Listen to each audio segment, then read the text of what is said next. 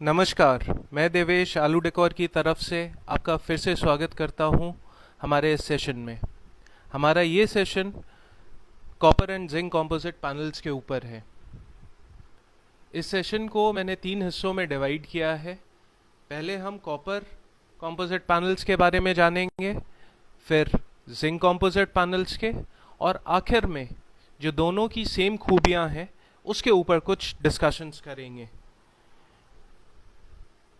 तो शुरुआत करते हैं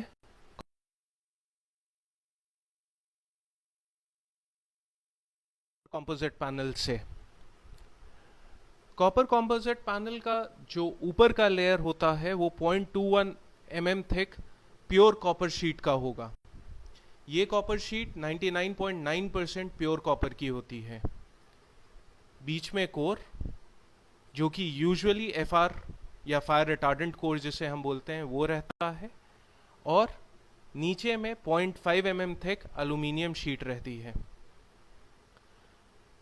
कॉपर कंपोजिट पैनल में हम दो तरीके का कॉपर दे रहे हैं। ये दो तरीके इसलिए मैंने बोला, रहता ये 99.9% प्योर कॉपर ही है, लेकिन एक में जिसे हम क्लियर कोटेड कॉपर कहते हैं उसके ऊपर एक कोटिंग की गई है।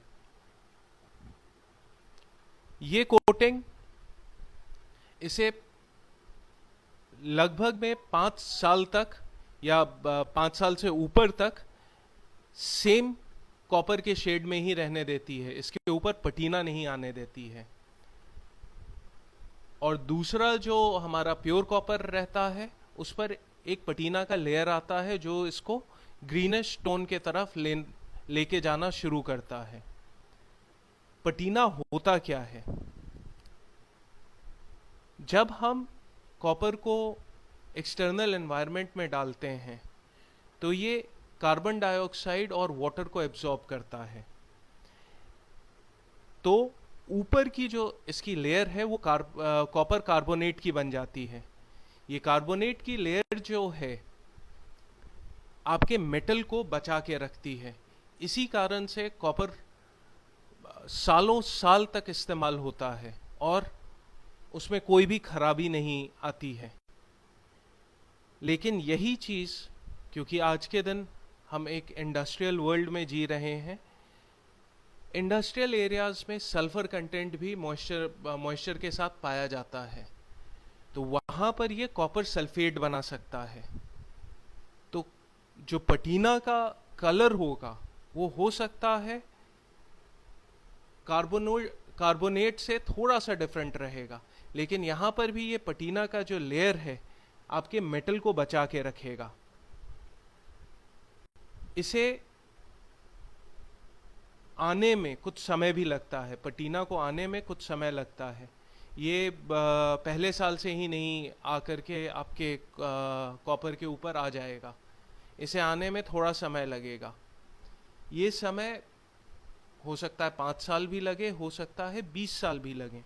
डिपेंड करता है कि किस तरह का एनवायरनमेंट में आपका कॉपर रखा गया है।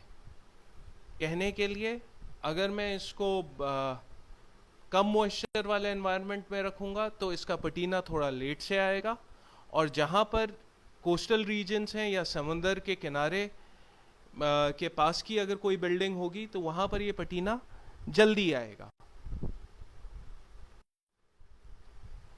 आप अगर अपने स्क्रीन पर देख रहे होंगे तो ये दुनिया के 7 वंडर्स में से एक है, स्टैचू ऑफ लिबर्टी, जो कि लेट 1800s में फ्रांस ने यूएस को गिफ्ट किया था।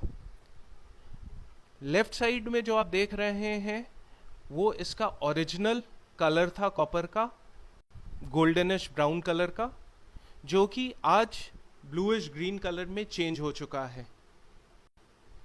दोनों का फसाड, दोनों तरह का फसाड अपने में एक खूबसूरती दिखाता है।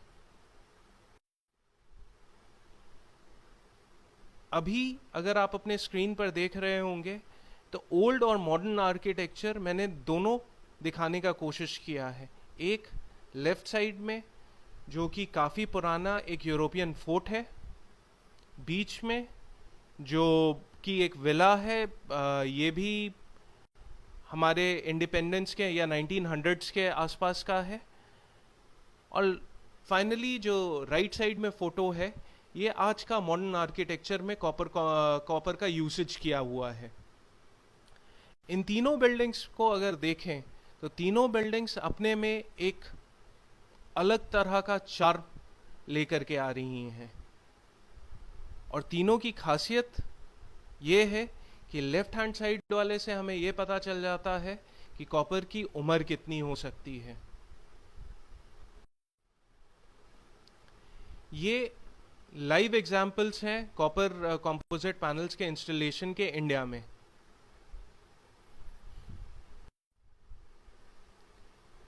ये कुछ एग्जाम्पल्स हैं जो कि कॉपर कंपोजिट पैनल का किया जा सकता है किसी भी बिल्डिंग में।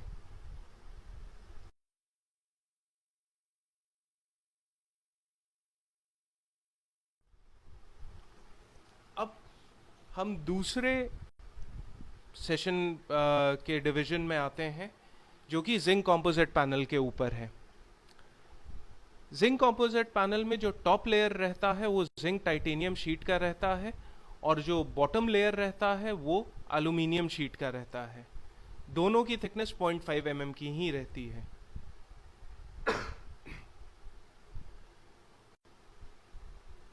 जिंक हम प्योरेस्ट फॉर्म में यूज नहीं कर रहे हैं, ये हम जिंक टाइटेनियम एलॉय में यूज करते हैं। इसका कारण ये है कि ये एलॉय में कॉपर और टाइटेनियम के कुछ कंटेंट्स होते हैं। कॉपर इसलिए इसमें डाला जाता है ताकि इसमें मैकेनिकल रेजिस्टेंस बढ़े या इसकी स्ट्रेंथ बढ़े। ये कॉपर डालते ही कॉपर इसको हार्ड कर देता है और इसकी स्ट्रेंथ बढ़ा देता है।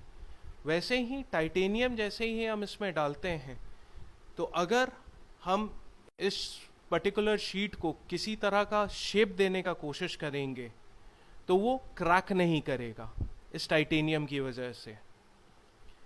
इसी कारण से हम जिंक टाइटेनियम एलॉय का इस्तेमाल अपने जिंक कंपोजिट पैनल में करते हैं। सामने में आपका एक लेटेस्ट हमारा प्रोजेक्ट का फोटोग्राफ है, जो कि हमने किया है अभी जिंक कंपोजिट पैनल के साथ। और जिंक कंपोजिट पैनल्स या जिंक पैनल्स अब काफ़ी कॉमन हो चुके हैं। इवन बीजिंग ओलंपिक स्टेडियम में भी इसका इस्तेमाल किया गया है।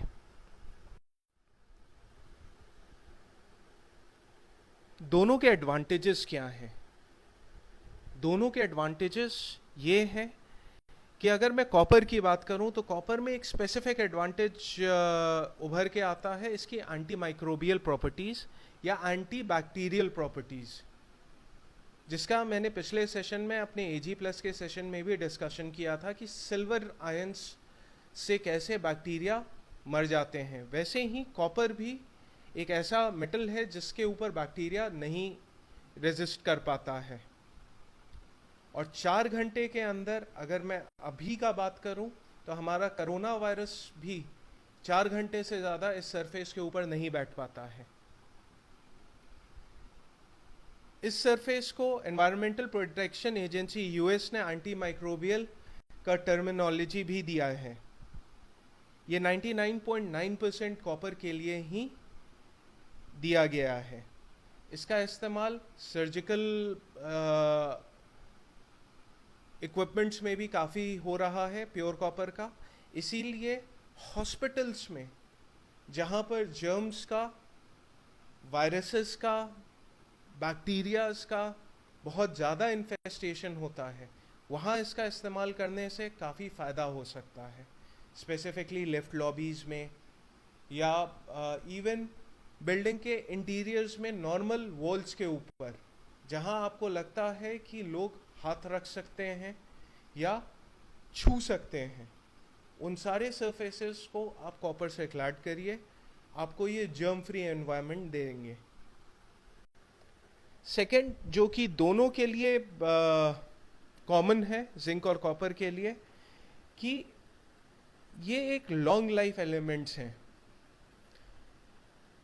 आपको पीछे की स्लाइड्स में मैंने दिखाया है, कुछ फोर्ट्स दिखाए हैं जो कि 200 साल 250 साल पुराने फोर्ट्स हैं। जिन पर कॉपर के रूफिंग की गई है और अभी तक वो रूफिंग मेंटेन्ड है। इसीलिए इसका इस्तेमाल पहले के लोग भी काफ़ी करते थे। प्लस ये रिसाइकल होने वाले एलिमेंट्स हैं, 100% रिसाइक्लेबिलिटी की जा सकती है इनकी, और इसमें इसको बनाने में एनर्जी भी काफ़ी कम यूज़ होती है। एक और इसका जो सबसे बड़ा फ़ायदा है, जो कि हमें पेंटेड सरफेस में हमेशा डर लगा रहता है, वो है वोलेटाइल ऑर्गेनिक कंपाउंड्स का।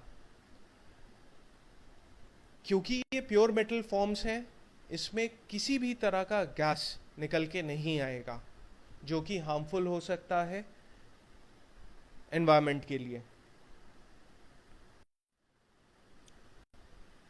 इसका एक और भी फ़ायदा है, मैंने पटीना काफ़ी डिटेल में डिस्कस किया है आप लोगों से, तो इसीलिए उस पटीना के बारे में थोड़ा सा और जानकारी लेंगे।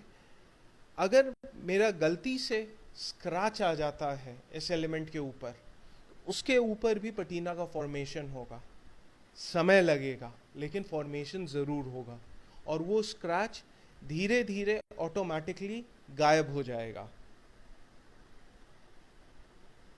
इसकी लाइफ ज़्यादा होने के कारण आपको लीड में भी काफ़ी पॉइंट्स मिलते हैं, या गृह में, जो कि ग्रीन बिल्डिंग बनाने के लिए, या ग्रीन बिल्डिंग एजेंसीज हैं जो कि इसके लिए पॉइंट्स देती हैं आपको।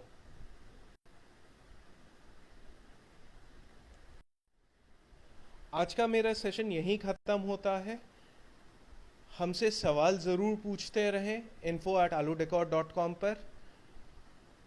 अगर कुछ पर्टिकुलर क्वेश्चंस जो कि बहुत कॉमनली पूछे जाएंगे हमसे, हम कोशिश करेंगे उस पर भी एक नया वीडियो बनाकर आपके सामने लेकर के आएँ, ताकि उसके बारे में भी हम और आप जुड़ सकें।